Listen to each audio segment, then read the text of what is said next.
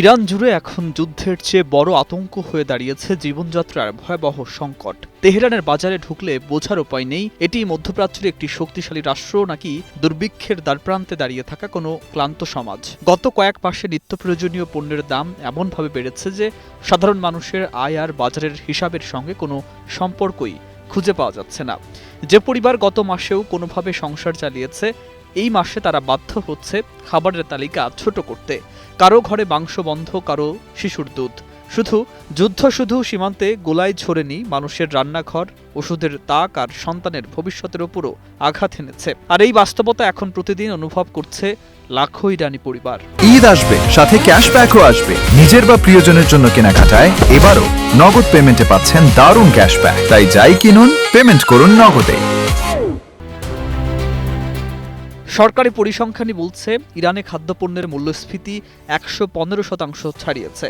ভোজ্য তেলের দাম বেড়েছে প্রায় ৪ গুণ। চাল, মুরগি, শিশুখাদ্য সবকিছুর দাম ছুটছে লাগামহীনভাবে। তেহরানের বহু মানুষ বলছেন, আগে যেসব জিনিস মাসের বাজারে নিয়মিত থাকতো, এখন সেগুলো কেবল তাকিয়ে দেখার জিনিস হয়ে গেছে।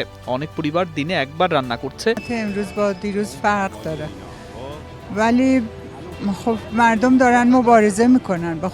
কেউ আবার প্রয়োজনীয় ওষুধ কিনতেও হিমশিম খাচ্ছে। সবচেয়ে বেশি চাপে পড়েছে নিম্ন ও মধ্যবিত্ত শ্রেণী, যাদের আয় বাড়েনি কিন্তু প্রতিদিনের খরচ বেড়েছে কয়েক গুণ। যুদ্ধের খবর টেলিভিশনে যতটা ভয় দেখিয়েছে, তার চেয়েও ভয়ঙ্কর হয়ে উঠছে বাজারের প্রতিটি মূল্য তালিকা। ইরানের মুদ্রা রিয়ালের দরপতন এখন পুরো অর্থনীতিকে কাঁপিয়ে দিচ্ছে। এক বছরের ব্যবধানে ডলারের বিপরীতে রিয়ালের মূল্য প্রায় অর্ধেকে নেমে এসেছে। ফলে আমদানি নির্ভর পণ্যের দাম আকাশছোঁয়া হয়ে উঠেছে। ব্যবসায়ীরা বলছেন, সকালে যে দামে পণ্য কিনছেন, বিকেলে সেটি আর ধরে রাখা যাচ্ছে না। Due to shortage of power, we are closing down the shop. ছোট ব্যবসাগুলো একে একে বন্ধ হচ্ছে, আর তরুণদের বড় অংশ চাকরি হারানোর আতঙ্কে দিন কাটাচ্ছে। বহু মানুষ এখন সঞ্চয় ভেঙে টিকে থাকার চেষ্টা করছে, অথচ এই সংকটের মধ্যে সরকার যে ভর্তুকি দিচ্ছে তা নিয়ে মাসে কয়েকদিনের বাজারও করা সম্ভব নয়। ফলে মানুষ শুধু অর্থনৈতিক সংকটে নয়, মানসিকভাবেও ভেঙে পড়েছে।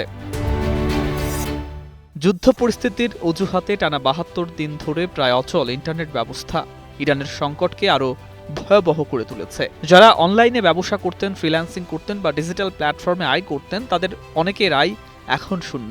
স্টার্টআপ খাতের উদ্যোক্তারা বলছেন, পুরো ইকোসিস্টেম যেন ধীরে ধীরে মৃত্যুর দিকে চলে যাচ্ছে। শুধু ব্যবসা নয়, মানুষ স্বাভাবিক যোগাযোগ থেকেও বিচ্ছিন্ন হয়ে পড়ছে। বিদেশে থাকা পরিবারের সদস্যদের সঙ্গে কথা বলা কঠিন হয়ে গেছে।